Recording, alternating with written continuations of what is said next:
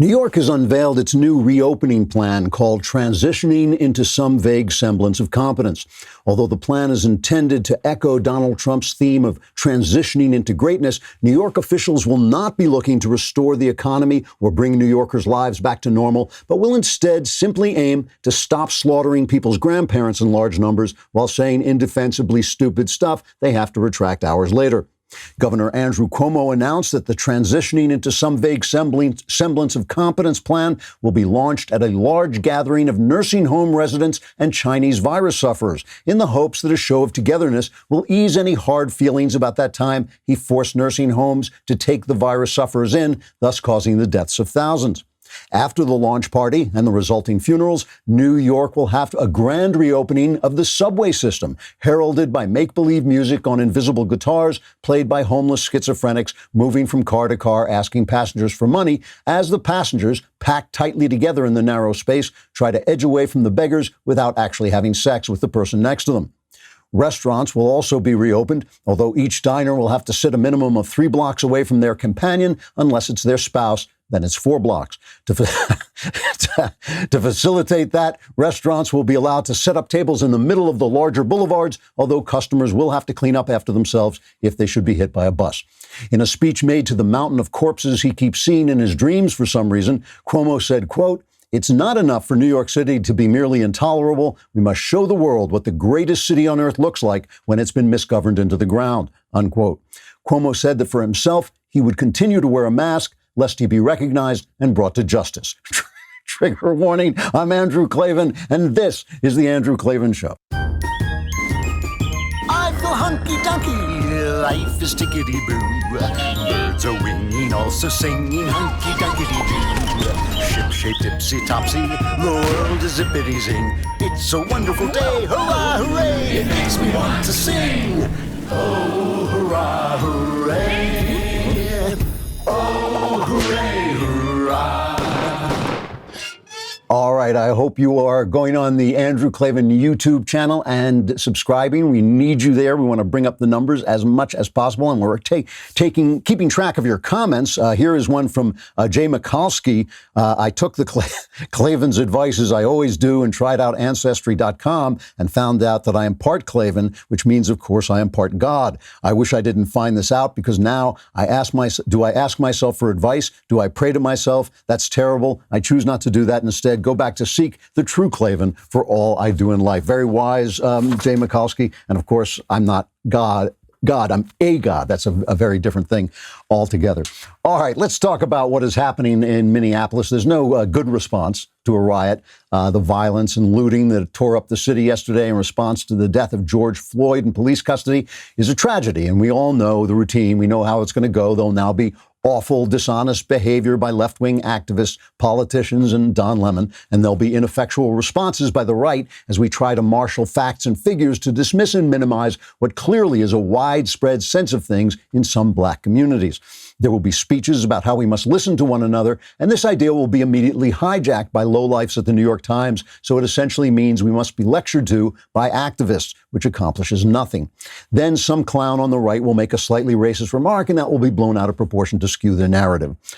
All this, of course, will be noise hiding the truth of the event, which is this: the rioters have worsened relations between themselves and the police and brought long-lasting economic hardship to their neighborhood. Plenty of cops who went into black neighborhoods with the idealistic notion that they could make a difference will now be disillusioned and return to their jobs with new cynicism and distrust. I have witnessed this happening. And of course, the law-abiding citizens in the neighborhoods, which is usually the vast majority of people, they're going to be humiliated and discredited by the looters who made their community look terrible. There will be no good outcomes. There never are. Our old friend Uncle Jesus said, "In the world you will have trouble, but take heart, I have overcome the world."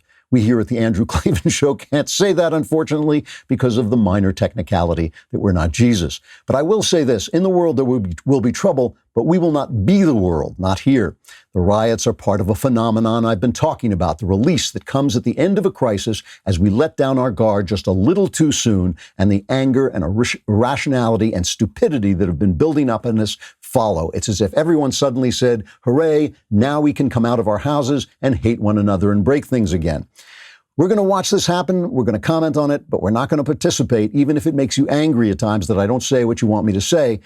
Because the thing about riots, just like other tragedies, is that nobody wins. All right, we're going to talk about, there's this meme going around on Twitter where they'll put some picture of an incredibly handsome man. They did one of me, of course, and say, "What men? Why don't you look like this?" But I think they should put out a picture of me and say, "Women, do you want to look like this?" Because obviously women don't, and women don't often talk about thinning hair. But nearly half of all women will experience thinning hair. You can take charge of your hair growth and make the next few months your time to grow thicker, fuller, healthier hair with Nutrafol. Nutrafol is formulated with potent botanicals to help you grow hair that remains strong, and it's physician formulated to be 100% drug-free. Visit Nutrafol.com and take their hair wellness quiz for customized product recommendations that put the power to grow thicker, stronger hair back into your hands. You can grow thicker, healthier hair and support our show by going to Nutrafol.com and saying, "Please, please don't let me look like Andrew Klavan." You can use promo code Klavan and get 20% off. This is their best offer available anywhere. Plus, this shipping is free on every order. Get 20% off at Nutrafol.com, promo code Klavan. Their best offer anywhere, 20% off at Nutrafol.com, spelled, and I know this is the question you're asking, Nutrafol.com, promo code Klavan for hair as strong as you are. Wait, that's not the question you're asking. You're asking, how do I spell Klavan? How come you always let me start before you play the song? Jenna Ellis is going to come and talk to us. We're waiting for Donald Trump to issue his statement, his executive order about Twitter. We don't know what it's going to be, so we're not going to comment on it. But Jenna Ellis will come and talk to us about the legal implications. But let's talk about this riot. At least one person has been killed in a shooting. I know somebody was shot by a pawnbroker when he came into his shop. The rioting just looks absolutely awful. The police action on this guy, George Floyd. Can we show the videotape of this? What do you want? I can't breathe. Please, the knee in my neck. I can't breathe shit. Bro, get up, get in the car, man. I will. Get up, get in the car. I can't move. I've been waiting the whole time, man. So Floyd came to Minneapolis. He was trying to start a new life. He was charged in 2007 with armed robbery and a home invasion in Houston. In 2009, he was sentenced to 5 years in prison as part of a plea deal. He then moved to Minneapolis. He had been a football player in high school. He was a big guy. And on Monday night, an employee at a Minneapolis grocery store called the police after Floyd allegedly tried to pass a counterfeit $20 bill. The officers said that he was under the influence and that he was resisting arrest. There's no sign of that in the video, but I don't know about that. What I do know is the guy kneels on his neck. The cop kneels on his neck. And that is not accepted police procedure. I've never heard of that. I've never heard of any policeman saying that. I can understand somebody doing it if he was in an active fight. But the guy is in handcuffs. He's not in an active fight. If you have to restrain a guy who is fighting back, you're supposed to kneel on between his shoulder blades, which a cop can do without crushing the guy. But he's crushing the guy's neck, and the guy's saying, "I can't breathe." It looks like bad police action. 4 policemen have been fired for it, and I'm sure this is not the end of the story.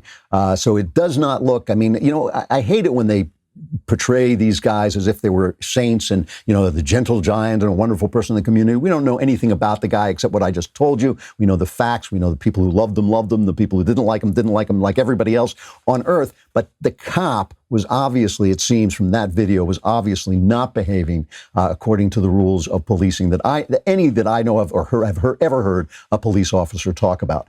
So now you have the results, right? And the reason the press is so bad, the reason it's so dangerous to have this press that I keep complaining about, the reason it's so bad is because they seize control of the narrative rather than telling the story. Okay? We've got this guy who has been killed, and obviously this reflects a feeling in some black communities that the police are racist against black people. Now, you can cite facts and figures about this forever, but I am perfectly willing to stipulate, as I think any sane white person would be, that my dealings with a police officer are going to be different than a black person's dealings with a police officer. That doesn't mean that cops are racist. It may simply be that, I personally would probably blame the fact that so many criminals are black. A disproportionate number of criminals are black. Now, you have to go back past that and find out the reasons for that. But the cop on the street is not a sociologist. The cop on the street is just trying to deal with the situation he has. By the way, nothing I say is meant to forgive this police officer for kneeling on that guy's neck, right? That is not the way a police officer is supposed to behave. So please don't misunderstand that I'm saying anything about that. But what I am saying is that clearly it is not the police officer's job to change the sociology of the country. He can't do that. When it gets to him, what he's seen is more black criminals. Likewise, it's not the honest black guy's job to change the sociology of the country. He doesn't have that power any more than the police officer does. And what his experience is that the police are being more suspicious of him, more reactive toward him, meaner, maybe more disrespectful, whatever is happening in that particular instance. And this is the honest guys, the good guys, our fellow citizens' experience. And that is going to filter down into the relationships between the police. So you're looking at that level, at the level of police and the guy on the street, you're looking at tragedy. Tragedy is when something happens that the people involved can't do anything about. The other day, but the problem with the narrative, the problem with a media that seizes the narrative and immediately sells this as a widespread problem is that they make things worse. That is not helping anything. That's not bringing an issue to the fore. That's not bringing something that can be solved to the fore. And once the riots start, it's all over. Conversation is over. Somebody on Twitter tweeted, just before I came on, they tweeted, boy, things would be really different if white men were being murdered by the police daily. And I thought, yeah, they'd be really different if black men were being murdered by the police daily. That's not what's happening. What is happening is a narrative is being pushed by the media that is feeding into a genuine feeling among black people about their relationships to the police, which probably is realistic, right? Their relations with the police are probably different than white people. And the police are reacting to what their problem is on the ground, right? They're seeing, look, if a cop had an app on his phone that could show criminal intent, he could hold it up and it would bleep every time there was criminal intent. Would he be looking at the color of a person's skin? No, he'd be looking at the app, because most cops don't care about the color of the person's skin. They're just trying to prevent crime.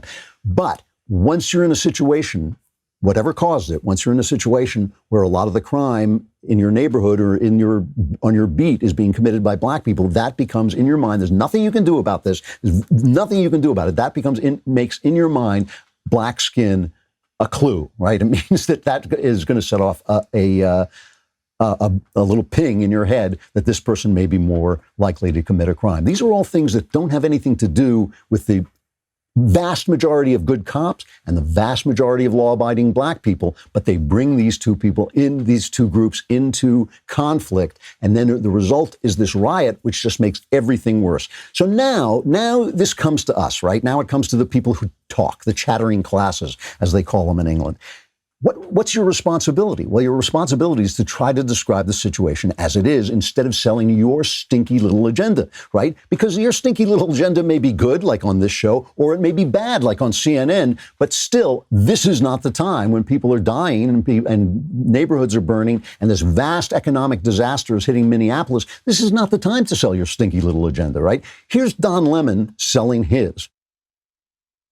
How many more excuses do you need to make before you examine yourself and say, okay, maybe I need to wake up a little bit and take a good long look at what I've been doing. Maybe I need to understand or realize that the environment that this president has trafficked in can help to lead to these sorts of situations where people think that sort of behavior, meaning the people who are doing these things, the people who are calling the cops on people falsely in Central Park, the people who are chasing people down the street in Georgia and killing them, that you may begin to think that your actions are normal.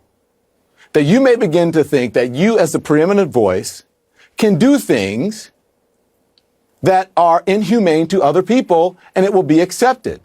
CNN sucks.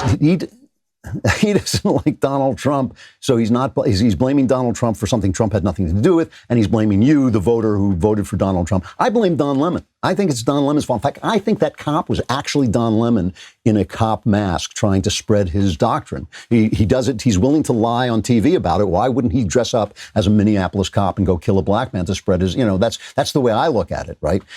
Of course, I'm joking, but I'm being sarcastic about the fact that this is not the time to spread your narrative, because it's the narrative really that is causing the problem. Obviously, these are people. These are people on the street doing stuff. And if this cop misbehaved, he should face justice at every level. He should face all the justice that he can get. But the fact is there anybody in America, seriously, any serious person in America, I'm sure there are nutcases all over the place, but is there any serious person in America who's thinking, no, that's a good idea, kneel on a guy's neck after you handcuff him, and there should be no punishment for that? I mean, I'm not even seeing that on Twitter, where you see every stupid comment that can possibly be made. Nobody is saying that. Justice will come. The system is set up right now so that justice will come. So why are you burning your neighborhood? Why are you robbing Target? Why are you setting fire to car parts places? It's insane. It's insane. But of course, it's the madness of crowd. So let's look again. Let's look at a couple of people who,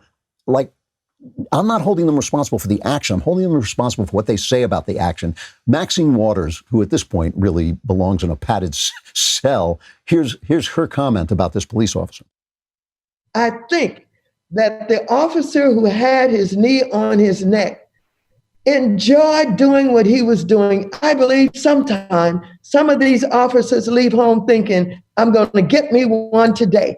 And I think this was his one that he got today. And he didn't care whether or not anybody was photographing him. He did what he was doing. And the officers who stood there and watched him are just as guilty as he is. And I'm glad that all of them were fired. If, in fact, you have subdued a suspect and you're not in any danger at all because the handcuffs are on him, there's no reason for the police to do what these police did. So let's say you're a liberal and you're listening to this. I mean, is this really what that neighborhood needs? If it's a high crime neighborhood and they need the police, they need to think that the police are coming out there thinking today I'm going to get me one, which, by the way, if there are psychopaths on police forces who do that, if they are very much in the minority, think about it. You're a police chief. You do not want this to happen. Let's listen to the potted plant, Joe Biden, what his reaction to this was, very much from the Obama playbook. I can't breathe is a tragic reminder that this was not an isolated incident, but a part of an ingrained systemic cycle of injustice that still exists in this country. It cuts at the very heart of our sacred belief that all Americans are equal in rights and in dignity. And it sends a very clear message to the black community and black lives that are under threat every single day. So there's 800,000 police officers in America. The only other incident he can come up with is 5 years ago. He connects these two incidents from 5 years apart, 800,000 cops, 2 incidents in 5 years, and that's a systematic pattern. Remember, that is what Obama was selling. Obama was selling that there was a systematic pattern. All the proof is not in there, though I acknowledge there is a difficulty in the relations between black people and the police that may have nothing to do with black people and the police. It may just have to do with the sociology of the country right now, but it is there. I acknowledge that, but it's not systemic racism, and it is not systematic oppression of black people by the police. That is a nonsense. It's a provable nonsense. Even leftists who have studied this say it's a nonsense. So Joe Biden is saying to you, vote for me and I will bring back the Obama days. I will bring back this narrative that caused police to be murdered in Dallas. I'll bring back this narrative that caused race relations to deteriorate to the point they've deteriorated now in Minneapolis. That is not the way to go. This is a tragedy. It is a true tragedy in that nobody wins. And we've got to look at the things that caused the tragedy and start to deal with those. All right, let us talk about one of our favorite sponsors, rockauto.com. And of course, it's not just our favorite sponsor because they do such a good job supplying auto parts from your home. It's one of our favorite sponsors because we just love saying rockauto.com.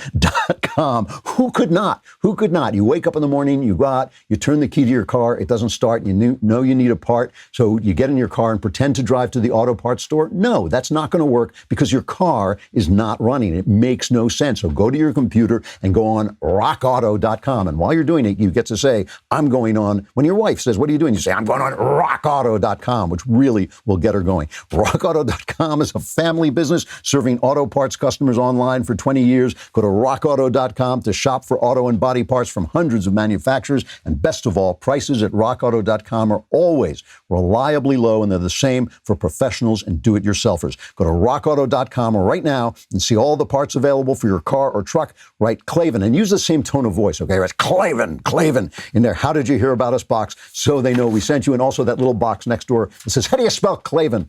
There are no easy Klavan. There are no ease in there are no ease in Klavan. Just make it look this incredibly easy. All of this, I really do believe, I sincerely believe, is part of this phenomenon that we're seeing, which is that the lockdown is ending. The Chinese flu lockdown is ending, whether Andrew Cuomo wants it to or not, whether Uber Stormfuhrer Gretchen Whitmer in Michigan wants it to or not, it's ending. People are coming out. 20-year-olds are not going to stay indoors for 3 months. They're going to play games. They're going to date. They're going to go to bars. And they've got a 0% chance of dying from the Chinese flu. So why shouldn't they do it? And they're going to do it, and it's going to happen. And as we come out, as I said before, as I've said all week, and I think it's worth repeating because I think it's going to be a nationwide phenomenon, we start to do stupid stuff because we let down our guard. We think to ourselves, I got to get through this crisis. I'm going to hold myself together. I'm going to have good habits. I'm going to do the thing that I have to do. I'm going to keep my mind right. And then it's like the door opens a crack and it's like, I'm going to go insane because I've been holding all that stuff down for all this time. And that's what's happening. And I think that's what happened with Twitter. I think that is what happened with Twitter. As I said, we're waiting for Donald Trump to come out with an executive order in regards to social media. And it's hilarious. Everybody's already commenting on how it's not going to work or how it is going to work or how nobody knows what it is yet. So I can't comment on that. However, the one thing I have to say is Twitter clearly stepped on their own feet. I mean, this is a genuine mistake that they made. Trump has been going after Joe Scarborough. We had a really interesting discussion on the backstage thing last night. A fair disagreement between me and Jeremy and Ben when we were talking about criticizing Trump. And I criticized Trump for going after Joe Scarborough, first because I think it's wrong to accuse a man of murder without any evidence whatsoever, but secondly because I think it's bad politics. And that's the thing. And Ben and I agree on this. I think Jeremy probably agrees too. I want Trump to win, so I don't like it when he makes political mistakes. I think this is a political mistake. But Jeremy and Ben were saying we criticize our side more because we like our side more and we want them to do better and we have no control over the other side. And Ben compared it to his children, saying if two children do something wrong and one of them is his child, he's going to punish his child, not the other child, because he has control over his child. I don't think that that's a good metaphor, and I disagree with this. I mean, I think a better metaphor is that politics is more like a fist fight. It's more like a brawl. And you want to be on the right side of a brawl. You don't want to be on a bad guy in a brawl. But once you know you're on the right side, and the brawl has begun, you got to fight the brawl. So no, if one guy picks up a fight and my friend Jeremy picks up an iron pipe, and my friend Jeremy picks up an iron pipe, I don't turn to Jeremy and say, I hold you to a higher standard because you're my pal. I say, have you got an extra iron pipe? And I think that's why me, and I think Knowles agrees with this, that's why we don't criticize Trump in the same way we criticize the left, because I think Trump is doing the right thing. And he is an eccentric guy, and he does outlandish stuff sometimes. And with Scarborough, he did something I thought was really wrong, both politically and morally. So I did criticize that. But no, I don't hold him to the same standards as the left, because I think the left is doing something bad. And in this fist fight, I want to make sure our side wins. However, if Twitter had been smart, they'd have gone after Trump for that. They'd have gone after Trump where he was talking about stuff that has been debunked and can't be proven. And they would have said, let's fact check this. And instead, like idiots, they walked into Trump's standing fist. It was like Trump was standing there with his fist out, and Jack at Twitter just walked right into it and broke his jaw. And then he said, he hit me.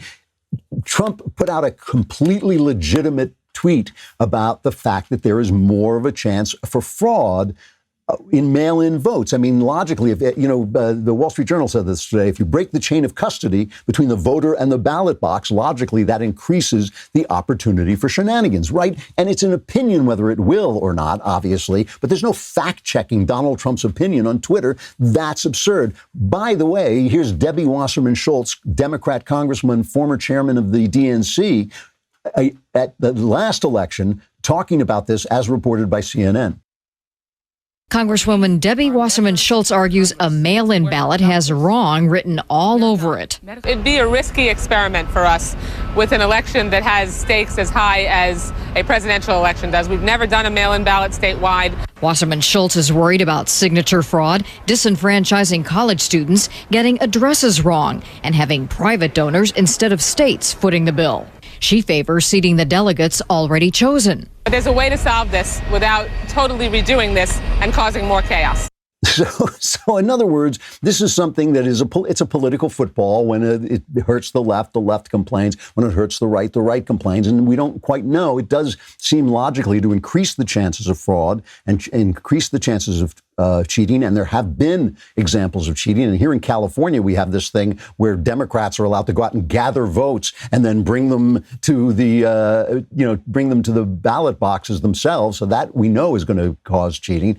And they fact check this. This is the one so it's just dumb. It's just dumb. And it is typical. It is typical of, first of all, what's going on now in the country with people acting stupidly. People are acting stupidly all over on both sides, because I think Trump was acting stupidly and going after Scarborough. Twitter was acting stupidly. But it also just goes to the fact that that the social media and the media are biased toward this one side. And they think they cited CNN and the Washington Post in fact checking him.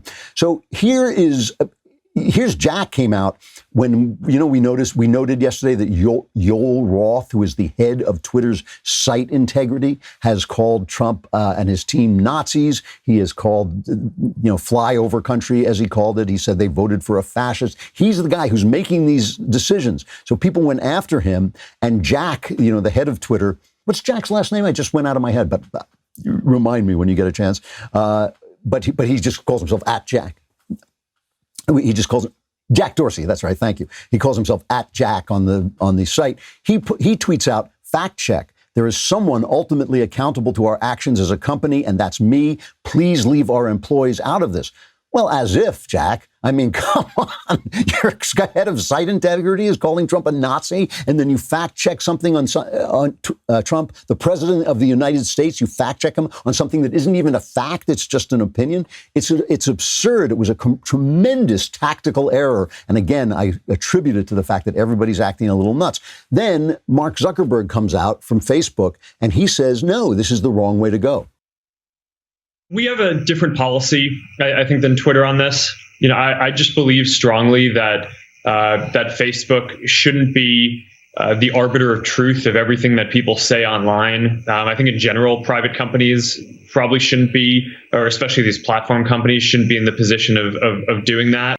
So everybody goes after Mark on the left. But the thing about it is, of course, they say, no, he's got to arbitrate truth. What's the matter? He's got to arbitrate truth. But they don't mean that, do they? I mean, this is another thing that was pointed out in the Wall Street Journal. Alexandria Ocasio-Cortez, or Occasional Cortex, as we call her, went on with a tweet that said cleaning up Pentagon accounting errors could pay for 2/3 of universal health care. No fact check for that. Wonderful young bartender. Twitter didn't verify when the leaders of Iran, when they started posting their terrorist stuff, they didn't fact check Bernie Sanders when he said Medicare for all will cost substantially less than the status quo. I mean, all those things could be fact checked in the same way, but they don't do it. And people do not mean, the left does not mean that they want more fact-checking. They mean they want the right silence. And they cannot. It's an amazing thing. They cannot get it through their head. They cannot get it through their head that their point of view is just a point of view. I mean, I know my point of view is a point of view. I defend it. I think it's the best point of view. I truly do. But I don't think other people should be silenced because they disagree with me. I mean, it would be, let's face it, be a better world. But I don't want people silenced because they disagree with me, because I want my free speech. And you can't have free free speech for me and free speech and not free speech for thee. We're going to talk to Jenna about this because I think the legal implications are very, very complicated, and she's the one to untie them for us. But I just think that this is Twitter made a really serious tactical error, and now we have to work this out. And I think it's going to could get kind of ugly. All right, I will be, as I know you all want to know, I will be on All Access Live tonight. Those of you who have not subscribed to All Access will just be out in the cold. You'll just be standing there wearing what? Why didn't I not subscribe when you could be talking to me? I love talking to you. I really do. And I love getting your questions and hearing what you're thinking about. It means a lot to me to hear it. And I answer as well as I can. And of course, as well as I can is as well as anybody can, because my answers are always 100% correct and will change your life. So it's good. It's good. So you want to head over to dailywire.com/subscribe and join All Access. But first of all, you'll also get the 2 leftist tears tumblers for that. But you want to do it with the name Klavan. You get 15% off with coupon code Klavan, and you have the deep restorative knowledge that you did not let Knowles get more subscriptions than me. If Knowles gets more subscriptions than me, obviously a tremendous pit opens up in the center of the earth. Demons come flying out and the end of the world ensues. We all know this. We all know it's happening. Don't be that guy who gives Knowles more subscription than me. Plus, if you subscribe under Knowles' name, it costs 75% more. Where if you subscribe under Klavan, it's 15% less. All right, we got Jenna Ellis coming right up.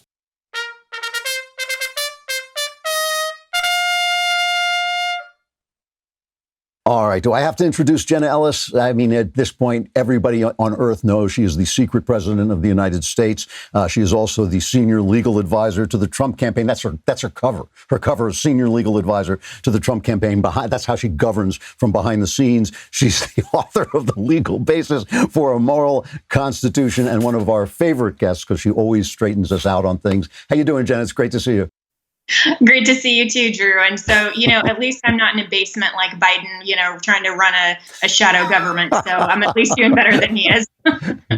My 2 favorite things are one, when he comes out with not just the gigantic mask that covers the whole bottom half of his face, but the sunglasses too. So he's just a complete, we don't even know it's him anymore. And I also love the fact that he made that his Twitter avatar, because I know that your avatar can spread the disease to other avatars. Exactly. He and Hillary Clinton. Yeah, they're so woke these days. So I don't think when I went on the air, Trump had not yet issued his executive order about Twitter. Do you have any guess about what he could possibly say to deal with the fact that it's an unfair site? It's not a balanced site. But do you have any idea what he could possibly say that would be legal? Well, there are a number of things that he could. And of course, I'm not going to get ahead of the White House in terms of what the content is. But we should definitely talk after the executive order, because like most things that the president does, he's going to come out and he's going to talk about what action he's taking. And of course, the left is immediately going to say, oh, my gosh, he's overstepping his bounds, right? Because they're going to take issue with 1 or 2 keywords or something like that. And they're going to filter that through their own political bias. And so I would just encourage everyone to actually read the content of what he's doing and know that this is the president that has stayed fully within the margins of the U.S. Constitution and within the executive action that he can take. So but broadly speaking, I think that everyone understands that Twitter and social media giants are not actually just neutral public forums that they're saying, come one, come all. We are not a publisher. We're just a platform. We aren't responsible for the content because we just want everyone to be able to freely express their ideas. That's not what they're actually doing. And they have been shielded by Section 230 liability that basically says that as a platform under the Communications Decency Act, they are not responsible and can't be held liable for certain content because they are just a platform. But now we're seeing Twitter actually actively engage and step in and say, we want to curate content and we want to put this ridiculous flag under the auspices of fact checking on the president of the United States to try to manipulate the American public and viewers into believing that somehow that content needed to be fact checked. And they put that flag on really to just generate content and users to look at a different bias and a reaction to election laws. And that is really interesting, Drew, that Twitter chose that particular tweet thread to put their fact check flag on when there was absolutely no reason except a bias toward changing election laws heading into 2020. If that's not election manipulation, I don't know what is. And it really was strange. It was a tremendous tactical error. I mean, Trump is always blessed in his opponents because they make such stupid mistakes, but this was certainly one of them. So I'm trying to process this radical idea you have that we should first gather information before we have an opinion. I don't even know. I'm not even sure I can translate that into English. But there are a couple of yeah, exactly. There are a couple of questions that spring up anyway. Which is one, you're talking about the Section 230, which is really important. But it is part of the law, right? An executive action can't just cancel that out. Right. And so that's why Representative Matt Gaetz we talked yesterday about drafting a bill to remove some of that liability protection. And so, so the president, of course, can encourage Congress through executive order. And so let's remember an executive order is simply a formalized executive action. And so if President Trump came out and gave a speech, or if he signed an executive order in that text, it's still all executive action. And so, so in terms of that particular enforcement, that's something that Congress definitely needs to look at. And I'm happy that Representative Gaetz and others are looking at that. But then also antitrust laws and consumer protection. I mean, these are things that if you and I go onto Twitter and we sign a user agreement under the terms of service of Twitter, there's no notice whatsoever in Twitter that says, and by the way, if you're a conservative, we reserve the right as a publishing platform to curate your content, to put flags, to challenge your views, to censor you, to block you, to remove your account, because we aren't viewpoint neutral. And so by enforcing through potentially the Department of Justice or other action, antitrust laws, consumer protection laws that already exist, then these platforms are going to have to decide, do they want to remain content neutral? Do they want to act like a traditional public forum and have the First Amendment apply in ways that are designed to promote the free marketplace of ideas? Or are they going to take the responsibility of publishers and be liable and open to lawsuits and open to that content? But then they would have the right to remove anything they wanted to for any reason, just like the Daily Wire can as a publisher. But they would have to then accept that liability. What's happening and what's so unfair and what so many conservatives are pushing back against is that right now social media giants are having their cake and they're eating it too, because they are curating content. They aren't content neutral. This isn't a traditional public forum, but yet they're still shielded from liability because they're saying, hey, we're just a platform. We're not a publisher. They can't have it both ways.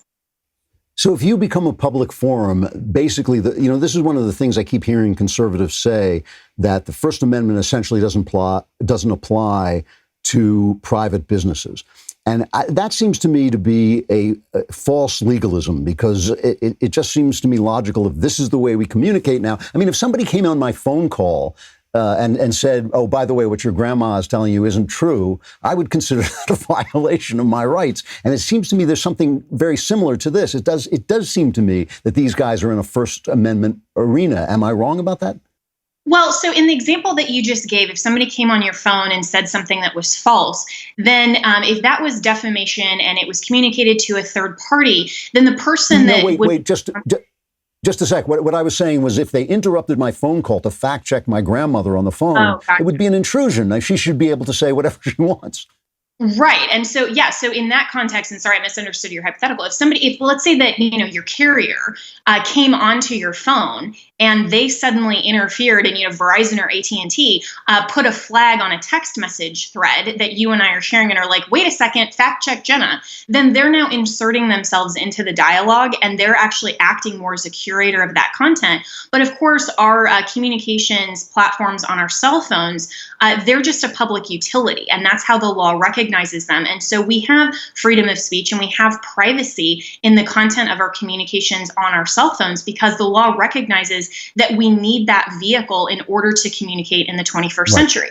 And so I think it would be a lot more wise. And of course, I'm not a lawyer for Twitter, and Jack's tweets, it seems like he needs to get some better lawyers on Twitter to, maybe curate his own content there. But if I'm looking at this as a social media giant, is their bias and their insertion of themselves into the conversation more important than shielding themselves from liability and saying, you know what, in the 21st century, we recognize that these platforms are so important to the free marketplace of ideas. We don't want to be arbiters of truth. I think that Facebook's perspective on that front was actually a lot better than what Twitter seems to be doing. Yeah. Yeah, me too. Recently something happened to you that really, it kind of got my goat, but I just want to ask you about it. CNN, was it CNN that came after you? Someone came after you using some comments that you made that expressed traditional Christian beliefs about homosexuality, basically portraying you, as they always do, as a hater, and basically trying to get you canceled, trying to get you thrown off all the various interview platforms where you appear. How worried are you about that? Well, thankfully not at all. I mean, this is something where the left is all about cancel culture, and they like to, just take content out of context, and they try to just do this whole scorched earth kind of thing. And I mean, they've done it to Kayleigh McEnany, who's now the new press secretary, going after her for various things. They've tried to do it for any person who is around President Trump or works for him. They try to go back and dig up past comments and then say, hey, defend yourself, defend yourself. Well, that's not actually my obligation. I don't have to answer to CNN. I don't work for them. And so, this type of thing, it would be great if people would actually recognize and go learn for themselves what the whole breadth of the Christian worldview is. I'm unapologetically a Christian, but I also don't allow CNN to speak for me as far as what their view of what my Christianity is and their view of what I've said. So they took a lot of those statements and then that conclusion out of context completely. But thankfully, the president and the campaign love the work that I'm doing. They understand that this is the same thing that CNN has been trying to do to the president himself for 3.5 years, is this whole notion of cancel culture. And so I think that it's kind of an old hat. They're crying wolf at this point to say, oh no, something that, we're taking out of context from 4 years ago, we're now going to suddenly make this a big deal. So I'm thankful that, my relationships are still intact and that, people look at this, they see it for what it is. Yeah, it is amazing, and I'm glad that you negotiated your way through it. It is amazing to see news agencies trying to silence people giving opinions instead of basically reporting on the opinions that are out there. Jenna, it's always great to see you. That was really helpful, and I appreciate it. And again, continue. You're doing a great job running the country, and we know that Trump is just a front for you, but you're doing great. Thanks, Ster. And you know what? If CNN ever wants to have me on, I tweeted Jake Tapper and said, if you really want to talk about the Christian worldview, not just cancel culture, have me on. And guess what? Crickets from their end. So, I'm just saying, Jake Tapper, because I know that you get all of your conservative information from Andrew Klavan. So I know you're watching this. And if you want to have me on, open invitation still. Thanks, Ster. Thanks a lot, Jenna. All right, a final reflection. Steven Pinker had this comment. I don't know if this was just a tweet. I've read a bunch of his books, actually. I've read, 3 or 4 of his books. And his latest one is called Enlightenment Now. And it makes the argument, which I actually don't think is a very good argument, that things are always getting better and just getting better and better. And what we need to do is we need to stick with the experts, stick with the science, stick with breaking away from religion and all this stuff that is dragging us down into the Middle Ages and all this. And obviously, I don't agree with that. And there were lots of reasons. I wrote a piece for City Journal called Can We Believe, where you can see some of my comments about it.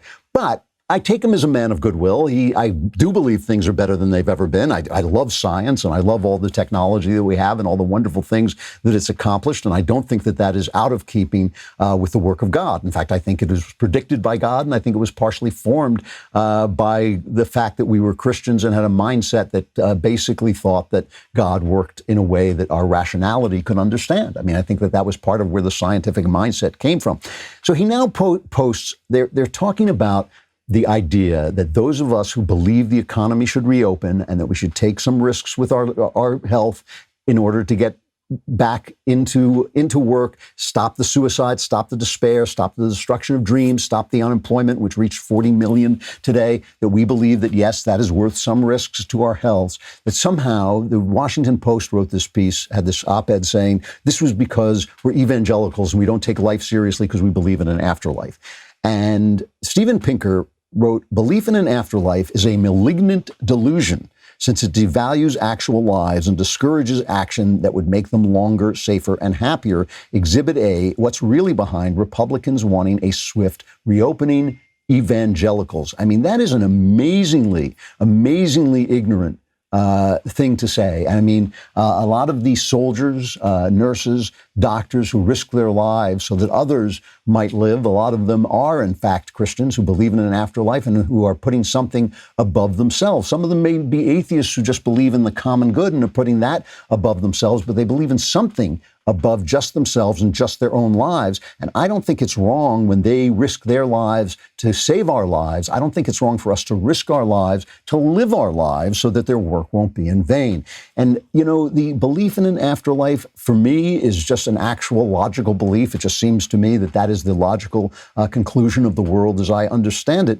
But it doesn't make me not love my life. In fact, it makes my life better. It makes my life more beautiful and more meaningful to me. It doesn't take away the tragedy of death. It doesn't take away the pain of death or my not wanting to die. It doesn't take away any of that. It just assures me that there is a moral logic beyond the logic that we see, in which the evil often triumph and injustice reigns. And I think that there is a logic to the world and to nature that goes beyond that. And it's just ignorant. And the thing about Pinker is he knows a lot about a lot of stuff, but he's ignorant about theology. I mean, he spent one of his books, he spent like hundreds of pages debunking the idea that there is a ghost in the machine, that the soul is like this little ghost in the machine, which is not what people believe. I mean, that was one theory back in the 17th century that is not really the way people look at their souls. So anyway, I just think this kind of, I've talked to people about this before. Why do scientists have to get off topic, off the thing they know, and talk about the thing that they don't know at all? And it's just a mistake. It is a misuse of expertise. We have seen during this crisis that expertise is not always as expert as it thinks it is, but it's certainly not expert at all about the things it doesn't know. All right, I got to stop there. For those of you who are all access members, come and see us at 5 o'clock California time, 8 o'clock Eastern time. For those of you who are not all access members, it's over. This is it. The Klavanless weekend is upon you. There'll be great wailing. There'll be gnashing of teeth. It will not lead to anything good. But those few of you who survive can gather here on Monday. I'm Andrew Klavan. This is The Andrew Klavan Show.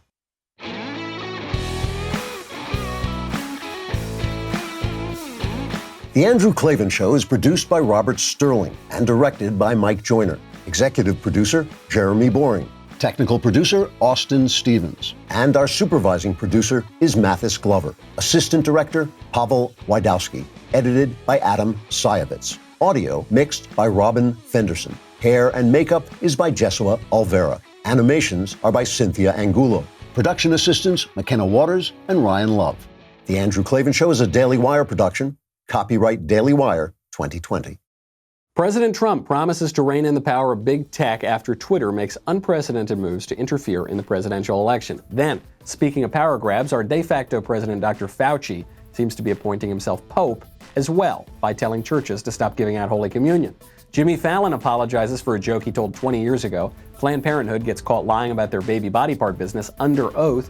And finally, the mailbag. All that and more, check it out on The Michael Knowles Show.